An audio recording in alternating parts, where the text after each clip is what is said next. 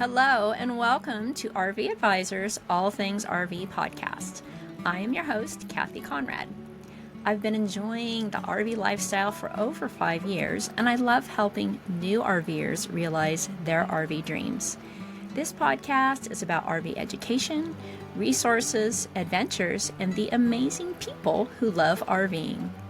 It is also about discovering the freedom RVers experience, the connection with nature that we are all so grateful for, and how RVing enriches our lives. On this podcast, you can expect us to talk about all things RV, including the good stuff, the challenging stuff, and everything in between. So join us weekly and enjoy the lineup of guests we have in store for you. If you have been dreaming of RV camping and travel, this is a great time of year to start researching, learning, and exploring your options for an RV. I would love to help you get started on the right foot. Visit my website and schedule an RV readiness call. Let's get you started with a solid plan of action to make your way towards your RV adventures.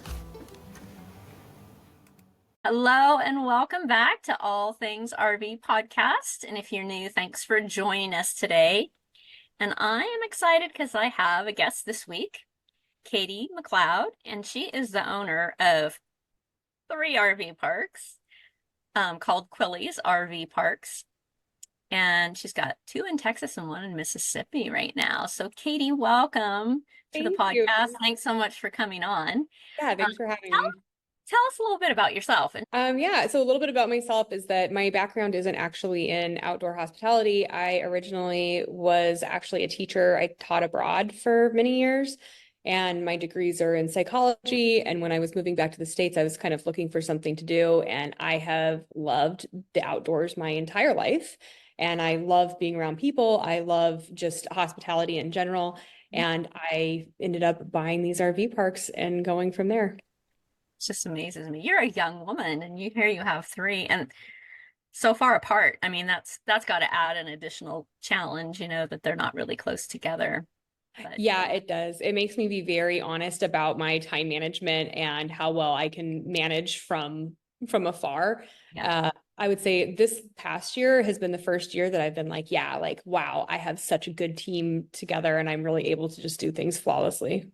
Yeah, that's awesome. Yeah. So at least come to be, how did you decide I'm going to buy an RV park? Yeah, I wish that my story was more glamorous. But really what happened was that during the pandemic, I was kind of misplaced and I knew that I was probably going to come back to the States. And I was looking at multifamily housing because I've always been told like, oh, multifamily housing, like that's, what you should be doing. And I was talking to my dad about it and I was telling him like, yeah, I think I'm going to buy these apartment buildings and like, this is what my life is going to be. And he was like, wow, that's a horrible idea. You should not do that. You'll hate your life. And you're always going to be, doing stuff. But what you should do is you should buy RV parks, buy campgrounds, and then you're still having like kind of like tenants. He's like, but they're really, I think, going to be much better tenants. And also you kind of like limit what you're in charge of, right? So I have to make sure you guys have water, sewer, electric, internet, and like activities, but it kind of like limits my scope. So my dad and I ended up partnering, pooling together our finances, and buying these bad boys. So that's the story. Cool. And they're beautiful. Thank you. Yeah. Tell us where are they again? What cities are they in? And yeah, absolutely. So the first RV park that I got was Quilly's Magnolia RV Park in Vicksburg, Mississippi. So it's 0.8 of a mile off of I-20. It's super close, like 5 hours from Dallas, a couple hours from Arkansas, halfway from Texas to Florida, just like on a super busy thoroughfare. So we get a lot of overnight traffic. We have a lot of historical sites there and just a ton of history in that area. So it's really interesting for travelers who come through. And then we do have a little bit of industry in the area. So we get some people who will come in for a little bit longer stays as well. My second RV park that I got is Quilly's Cozy Traveler. That is in Oyster Creek, Texas, about 45 minutes south of Houston. It's right by the beach, right by Surfside Beach. Is just like a really nice, small, I call it like a boutique type RV park. It's 30 spots. We're completely gated. It's all concrete, really oversized pads, just like a really nice park. That tends to be people who want to stay longer. And then my biggest RV park and my I would say like more like well recognized RV park is Quilly's Big Fish RV Park. It's located in Rockport, Texas, which is right outside of Corpus Christi. It is now 100 sites. Um, Wow. yeah, when I bought that park, it had 50 sites and it had a little shack for laundry, and that is it. Um, and so since I've had it in 2021, we've added an ADA accessible pool. We have added a clubhouse. We've added a second laundry room. We've added family style bathrooms. What else have we done? A hot tub. We have quite a bit, and we're always expanding. Wow. Yeah. That's really nice. Yeah, Really thank you. nice. And what's in the area of interest at the Rockport property? Yeah, Rockport just has so much to offer. Every day I'm actually discovering new things. So something that Rockport is actually well known for is that they have a really nice art scene. There's tons of local artists. There's tons of local, like there's a lot of painters, there's a lot of pottery, and there's a lot of art shows.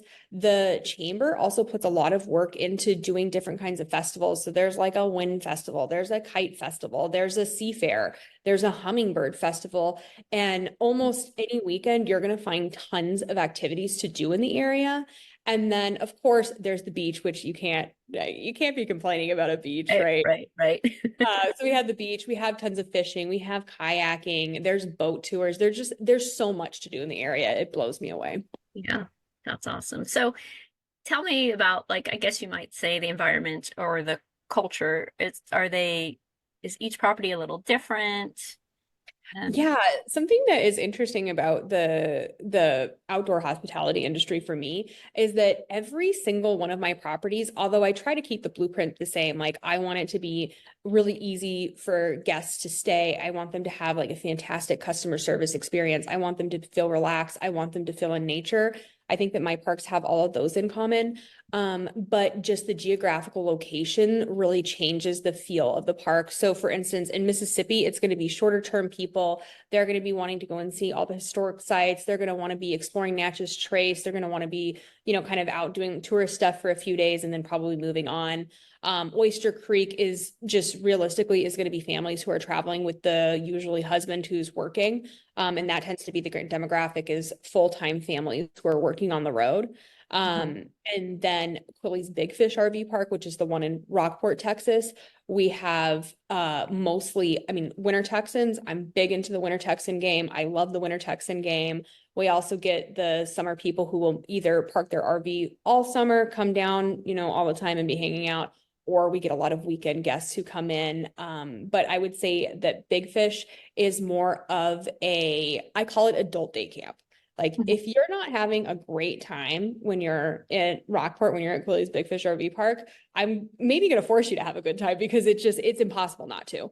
Yeah, Even if you're not hanging out at the park, you can be going to the beach, you can be going to the museums, you can be going to historical sites, you can be going out to eat. There's just so much to do. And so it's just a vacation hotspot. nice, nice. So your RV park has won some awards, right? That's true. My RV parks have won some awards.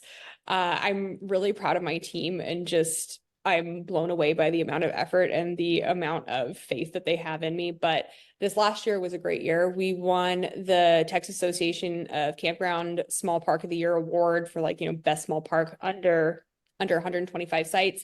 I then went on to the Outdoor Hospitality Institute conference and we got recognition for best small park of the year. I think that was under 150 sites. So we got that award. I also in my Mississippi park and at my park in Oyster Creek, Texas, have gotten some government grants to install solar panels into the parks to to try to become, I'm always interested in reducing my environmental footprint. And so really excited that we're doing that as well. Nice. That's really great. Yeah. What sets you apart from other RV parks? I know you mentioned your customer service is really important, and it seems like Yeah. you really want your guests to have a great time, which is awesome. Yeah. I do. I think that something that sets me apart is that in the outdoor hospitality industry, you've typically either had like mom and pop shops that don't really have an internet presence, don't really have online booking, will be doing everything on pad and paper. And then you also have these corporate parks where, they're very much run as a corporation, and it's like a little bit like, I don't want to say like faceless, but it's not like you really like the owner of the park isn't gonna like know their guests. You know what I mean? Yeah. Um, and so something that I think that really sets me apart is that although I am a small family business, like, I mean, I have less than 10 employees throughout the entire parks, right? I know my guests, I know their grandkids, they know me. I'm, going to park events, and even though it's not easy, when parks are far away, I know people in all of my parks, and I try to really have a personal touch. So through my employees knowing my guests and through me having a personal experience with my guests, then Mhm. I'm able to deliver them a really great stay. I'm always trying to make sure that they are able to relax, that they are able to get away from the hustle and bustle of life. And I think that that is something that I bring that is unique. Yeah. Very much so. I like Yeah. that. Yeah. Yeah. You know, And you're I'm you're also somewhere in between. You're somewhere Yeah, in, I yeah. am somewhere in between. And something that I am really proud of is that we take a lot of our guest feedback into play. So when we hear, gosh, we really wish that we had this amenity. For example, they really wanted a big dog park with like room for the dogs to run. So our RV parks have really big dog runs where the dogs can like really get out and really get into it. Or we heard that there was a need for ADA compliance within the campground industry, which is a growing necessity. We were able to put in a handicap ramp in the pool. We're able to have a completely ADA accessible family style bathroom so that, people can really like have room to spread out. And we're able to provide these for our guests because we are actively listening and actively applying what we hear. That's huge. You don't always see that. Yeah, You I for doing, we put a big effort forth yeah. that because I think it's very important. Yeah. But even I haven't heard anyone else refer to the outdoor hospitality industry, which I think that shows where your frame of mind and your mindset is coming from. And that you really care and are involved with the guest experience. And I don't think that's necessarily the norm. So Well, thank no wonder you. people love you. Well, I hope Be that it nice. does become the norm. Yeah. I do a lot of work within my community and beyond to try to raise up the outdoor hospitality industry. And outdoor hospitality isn't just campgrounds, right? It's also, there's a huge thing of tiny homes, tiny cabins, any kind of outdoor space that you're taking up. It is a hospitality industry. And I think that by bringing awareness to the fact that, yeah, we are in the hospitality industry, that we can raise the bar as a whole. Yeah. I think that's excellent. That's having an impact on the whole industry I by hope. bringing that awareness, because I've never really heard anyone refer to it that way, which Yeah. I think is a great idea, because you're right, it really is when you think about it, you know? Yeah, no, thank you. Yeah. So, what are some of the challenges of being an RV park owner? Yeah, I think that a work-life balance is something that a lot of people really struggle with. In my case, I like to call it on campus. Mhm. So I live in the RV park, right? Like I'm living in the campground. And so I think that it gets a little bit muddled between personal and business life. I think that's something that I hear a lot of my fellow RV park owners lament about, whether because I'm part of an RV park council, a local one, and then I'm in an RV mastermind group, and then I'm also in, the state associations, and it's across the board where things get very muddled. So I think that that's something that people struggle with a lot. Um, of course, like, I think that there's a little bit of stigma towards RV parks sometimes. I get a little spicy when somebody will call me and they'll be like, oh, like, so you own trailer parks. And I'm like, no, I don't own a trailer park. Like, I own a campground, guys. Like, there's nature trails, there's trees, there's people coming in and out. Like, this isn't I think that a lot of people have like a different perception of what an RV park or a campground is, and I think that that is something that we also struggle with, is showing that like, no, this is actually like a high-end Yeah. vacation destination. Even your most basic parks, like they have really nice amenities and they really have something to offer, so I think that that is something else that I So it work. sounds like you have to educate people quite a Yeah, bit. Because that, I feel like that view, oh, it's a trailer park, that's just coming from a space of not knowing or understanding what it's absolutely. really out about. Or What it, not having the chance to experience it, right? Which yeah, is just not knowing yeah, or yeah, so yeah, I definitely love to show people what a campground or what an RV park really is. yes, yeah. So do you think that you're going to expand more? Is in your plan to? Up until a few months ago, say no. But I do want to have a few more parks, I think. And so I've been kind of looking and seeing what's out there. Specifically, I guess if I say it on this podcast, it has to happen. I really want to get a nice park in the hill country and to just have it be like, with my Quilly's branding of like having nature being super relaxing, just being like a really welcoming space. And I would really love for that to happen in the next couple of years. Yeah, that would be nice, huh? Yeah. What do you have a specific area in mind? Yeah, so Hill Country is kind of like this triangle area in Texas, between San Antonio and Austin. It's a hot spot. It is literally beautiful. Just really amazingly beautiful. So anything in that area, I would be really happy with. My dad lives up in that area. I spend a lot of time up in that area, so I would love to bring some business and bring my presence to that area. Yeah, that's a great idea.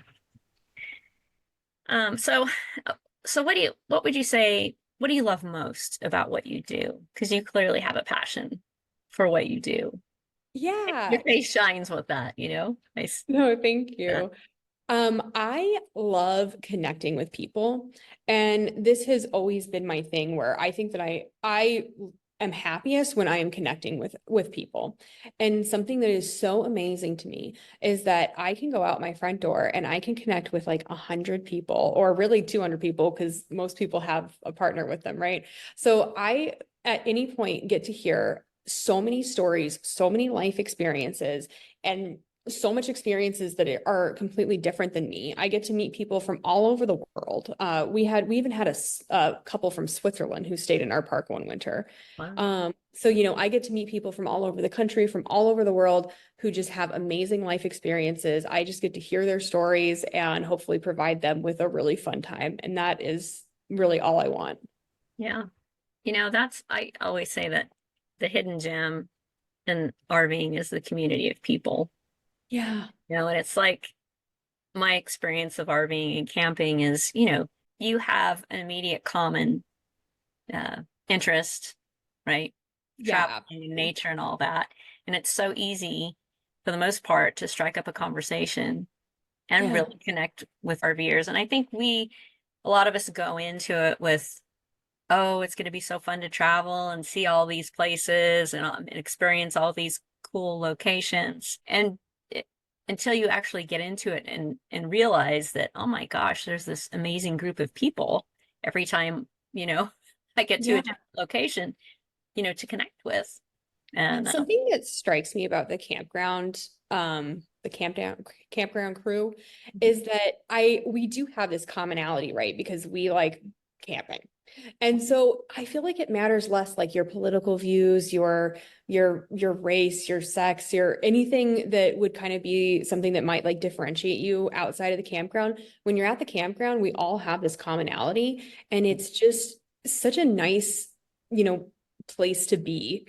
Even I mean, people who don't even know each other or they've known each other for 2 weeks, they're making dinner together, they're hanging out by the fire together, they're going to these games together, and they just have like such a nice relationship. And who knows if they would be able to have that relationship outside of the campground, you know? yeah, yeah, it's so true. I mean, we've met people that we've continued to be friends with for years Yeah, that we met at a campground, you know, yeah, yeah. try to, go camping, once a year or something together, and I we stay love in that. touch. It's just, it's a great way to meet people. It really is. It's one of those things too that I think is so unique about campgrounds because like let's just say if you're doing something else. So like okay, if you go to an Airbnb or if you go to a hotel, you're not going to be hanging out with your neighbor. You know what I mean? Like For you're true. just not going to be. But at a campground, you're trying to meet your neighbor. You're Yeah. trying to hang out with these people. And I just think that it adds this element of excitement to traveling and this like level of fulfillment to traveling that I Yeah. just think it can't be beat. Yeah, it's so true. Some of my listeners out there who have not experienced camping, even tent camping or Yeah. RVing, because you get the same thing with tent camping, I think. Yeah, Um, know that that's out there, that the community is the hidden gem and the people that you will meet. and you know what? If you want to get into camping, but you're like, oh, I don't have an RV, or you don't have maybe a tow vehicle, or if you don't have something, so many options for you. You can rent an RV, have it delivered to campgrounds. A lot of campgrounds have cabins or something that you can stay at, which will give you the same feel. Like I'm hopefully putting cabins in Rockport in Quilly's Big Fish this year. Like there's so many options for people who don't have their RV yet and they're trying to like get into that. You can do RV share, you can find a local RV place, you can do the cabins. Some RV parks actually even have RVs that they'll rent out for you. So Yeah. you can like dip your toes in and see how great it is Yes. before you just go full send. Yeah. Thanks for sharing that. That's so true. Yeah. We were tent campers, and then as we got older, it's like, wonder if, I bet that's a whole lot more comfortable. You know, it's funny how all of a sudden sleeping on the Yeah. ground, even when you have the blow up pads, it's like Yeah. Yeah. We it's went not as from, good once you, the thermarest to the full-blown air yeah. mattress to, we rented a pop-up tent trailer one time, Oh, nice. right? And then Mhm. we were going to do it again, and the campground we were going to had one set up that you Oh, could rent. nice. So yeah, you're really correct. There are so many different ways to experience that without, and I would encourage people to do that to see, because not camping's not for everybody. Not Mm-mm. everybody is, very outdoorsy like a lot of us are. And give it a try. Make sure you like it before you invest a lot of money into an Yeah. RV. I mean, it's a huge financial commitment that you make, right? So you don't want to make that flippantly. You want to do your research if it's, through you. Obviously, you're an amazing resource for people or, it's good to explore your options before Yes, you just go full send. absolutely. Yeah, for sure. Now, I've seen some of your videos fishing. Tell me more about that. Oh yeah, I'm not going to say that I've always been into fishing. I'm actually originally from New Mexico, and New Mexico has like a lot of hiking, a lot of camping, a lot of that kind of outdoor activities. And so when I moved to Texas, I didn't really know what to do with myself because might surprise you, Texas is not super mountainous. And camping when it's 100 degrees outside isn't really that fun. Like tent camping. So I was like, okay, like where do I fit in this? Because I love being outdoors. And as it turns out, I love fishing. The old guys in the campground, or I guess they're also young, they are always going fishing together and they're always, just like helping each other and teaching each other. And so I ended up starting going fishing with them. And then I was like, wow, this is where it's at. Yeah. I love fishing. And so I spend a lot of time, spend a lot of time with the guys out fishing, learning how to, tie my lures in a different way, learning what weights work. And actually, this is really exciting that one of the guys, I had tied on his full setup for him, and then we had forgotten about it. And he went out kayaking yesterday and he caught a monster black drum. It was over 50 pounds. It was so big that he was worried that the kayak was going to tip over.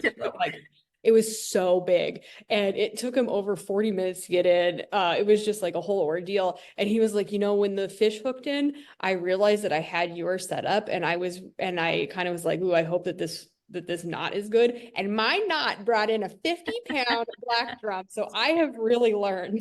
Yeah, Yeah. that's pretty Yeah. amazing. Because you have a pond. Do you have a pond on one of the properties? Oh yeah, I should have definitely talked about that actually. So Quilly's Big Fish RV Park got its name because we have monster fish in our stocked ponds.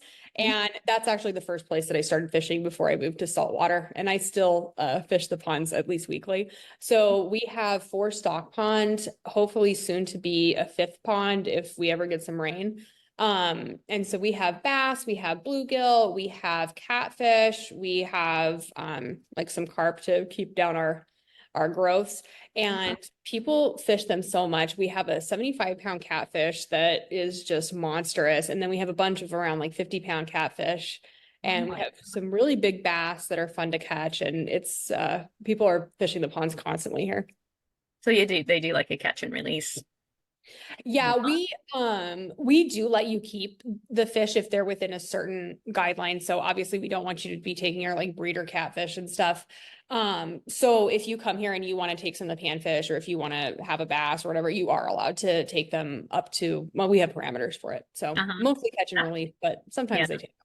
Yeah, that's really cool. How about talk a little bit about the process of getting a campground, upgrading it? You know, do people still, are they still staying there while you're upgrading, or do you prefer to do that with it empty? Just sort of the logistics around that. Absolutely. So my business model has always been that I try to buy, I hate to call it an underperforming campground, but it's a campground where I can do like some small things to boost the occupancy, but I always want to have a campground that's always running because that means that day one, you're able to put money into upgrades. So I do all of my upgrades while my guests are still here. And I will tell you, like, my guests are so gracious and so supportive of me. I don't know how I got them. I don't deserve them, but I do need them. So they get so involved in the process, and they will, I mean, I have winter Texans who have come back every single year since I've had the park. And while I'm, they have seen like my growth, right? And they'll be like, hey, Katie, we know you weren't here, yesterday, but we just wanted to know that we saw, like, we noticed this on the building that's being built. And they are noticing things that like, what if I didn't notice? You know what I mean? Watching out for you. Oh, they are amazing. And so I almost feel like it's this like collaborative experience with the campers and me, where like we're growing together. So, and of course there's some bumps along the way. Like we just opened up this expansion, and when we were building the whole expansion out, it was just dry. We're in a horrible drought in South Texas. And then we got a bunch of rain and the pads got a little bit muddy. And I was just like, oh my gosh, like this is, the end of the world for me. And I had to get like, I mean, we had to get 225 tons of rock delivered for this. So it was not like a small feat. Everybody is like, I thought that they were going to be like really mad at me, like, oh my gosh, like this mud is horrible. No, everybody was like, oh my gosh, like, thank you for getting on this. Like, thank you for getting the rock down. Like, thank you for doing this for us. And I'm like, guys, this is like the bare minimum. Like, I'm horrified. I'm mortified that this is happening. But no, people are just so incredibly like gracious to me. And I think that they really like being involved in the process. Sure. Yeah. That's awesome. Yeah. Actually, today I was out walking and we were removing some dead cattails from the pond. And I have this guy who we usually walk around the same time, so we end up walking together. And I see him out there and I'm like, what is he doing? He's out there with a rake helping them get the cattails out because he just can't help himself. So we do have like a really collaborative environment here. Yeah. You have a community. Yeah. It's not just a campground or RV park. You've built a community, which is really, really amazing, It's amazing to me personally, is like how much I genuinely care about these guys. I'm sad when they leave in the spring. I'm so excited when they come back in the fall. And, I mean, we spend a lot of time together. We play games together, and I have this like real like camaraderie with them. That's great. I love it. I love it. Your website's really nice. Thank you. And I check that out, and people could make, through one website, reservations at any of your properties. Absolutely. Yeah. That was, earlier when we were talking about kind of like bridging the gap between like super corporate owned and then mom and pop, something that was really important for me is that I wanted to just have a good website where people could get a realistic view of my properties. Because like, I don't want to tell them something that is not going to be true, right? Like, if you want to be staying in a park that has, I don't know, splash pads and a roller coaster and I don't know. I'm trying to think of like in a lake. You shouldn't come and stay at my park because I don't have a lake. I have ponds and I have nature trails and I have this. And so I want to be just giving like a very accurate depiction of what my parks are. So that's something that I really strive for with my website. And of course, making it easy to book online. If you want to call, we're going to answer the phone, which is rare, actually, I found out. Yeah. And if you want to book online, we're going to make it easy for you to book online, and we're going to try to accommodate you in any way we can. Which is really nice. It's really We try nice. really hard. Yeah. Yeah. Because, yeah, I've kind of had the whole gamut of experience of there's one RV park on the California coast that we used to tent camp at, and we've gone there with our RV, but they're very old school. And you have to call in, you make your reservation, you send them a check Yeah. for the deposit because they don't do credit cards. And then you pay their cash or check for the balance, when you get there. But it's a lovely park, and it's really they've improved the bathrooms and everything, and they have like a clubhouse, and the sites are very generous with shrubbery in between, and it's just far enough off the coast highway that you don't get because it's windy there a lot. It's pretty protected, but it's just a different experience to Yeah, it's hard for people to find that if they don't know it's already there, right? yeah. Even from I hate to call them older campers because like they're really not that old. They're like in their 50s and 60s. But I even get feedback from them where they're like, honestly, like we don't want to have to make our reservations between 8 and 5 or 8 and 6, 9 and 5, whenever the campgrounds are open. They're like, we want to be able to be planning after dinner and just go online and book really fast. Yeah. Or, we want to be able to just, we're an hour out. We want to just be able to like book and show up. And so that's something that I think even in the generation older than me is something that is growing in importance. Yeah, definitely. So what's the best way to reach you? And I'll make sure I include all your contact information in the show notes too for anyone Yeah, to reach out absolutely. that way. My goal for this year is to grow my YouTube channel a little bit more. So that is at Katie at Quilly's. Mhm. My Instagram is Quilly's RV Parks. My TikTok is Quilly's RV Parks. And my Facebooks are just searching the park name. So Quilly's Big Fish RV Park, Quilly's Magnolia RV Park, or Quilly's Cozy Traveler RV Park. Or of Okay. course, you can check out my website, and that has all the links to all my socials. Okay. That's probably the first good go-to place, huh? Yeah, That's Quilly'sRVParks.com. Parks with an yeah. S. Yeah. All right. Gosh, Katie, I so appreciate you coming on today and sharing with us about your RV parks. They sound This was wonderful. I this was went through the great. pictures. It's nice. They're very Yeah, nice. I'm so glad that I stumbled upon you on TikTok. It's been really lovely. Yeah. So thank you for coming on. And gosh, if any of you are in the areas where Katie's RV parks are, I hope you stop by and spend some time there. So you're doing an amazing job, Katie. Yeah, thank you. And if you come down to Texas, you actually are I obligated I, to, def to I stop at. definitely will. So I haven't traveled to Texas at all, and so when my husband's retired and we can travel cross country and we're not restricted to a certain time period, I would love to come through there. You have to do a winter in Texas because it's like none other. Really? Okay, that's good. Like honestly, I think that the winter Texan game here is so good. The Mhm. tip that I will give anybody who wants to be a winter Texan in Texas is that everybody wants to come in January.